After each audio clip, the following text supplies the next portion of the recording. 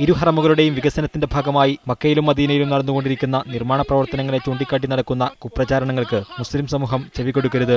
രാജ്യത്തിനെതിരെ കുപ്രചാരണം നടത്തുന്ന ഏതാനും വ്യക്തികളും ചില വാർത്താമാധ്യമങ്ങളുമാണ് ഇത്തരം പ്രചാരണങ്ങൾക്ക് പിന്നിലെന്നും സുദൈസ് പറഞ്ഞു. പ്രവാചകൻ അന്ത്യവിശ്രമം കൊള്ളുന്ന സ്ഥലം മറ്റൊരിടത്തേക്ക് മാറ്റിപ്പണിയുകയെന്നത് ബുദ്ധിക്കോ സാമാന്യബോധത്തിനോ നിരക്കുന്നതല്ല. സുബോധമുള്ളവർ ഇത്തരം കുപ്രചാരണങ്ങൾക്ക് പിന്നിൽ പോകുകയില്ലെന്നും അദ്ദേഹം പറഞ്ഞു. ഇരു ഹറമുകളുടെയും മസ്ജിദ് നബവിയിലുള്ള പ്രവാചകഗേഹത്തിന്റെയും സംരക്ഷണം ദൈവിക നിയോഗങ്ങളുടെയും ദൈവദൃഷ്ടാന്തങ്ങളുടെയും അടിസ്ഥാനത്തിൽ തീരുമാനിക്കപ്പെട്ടതാണ്.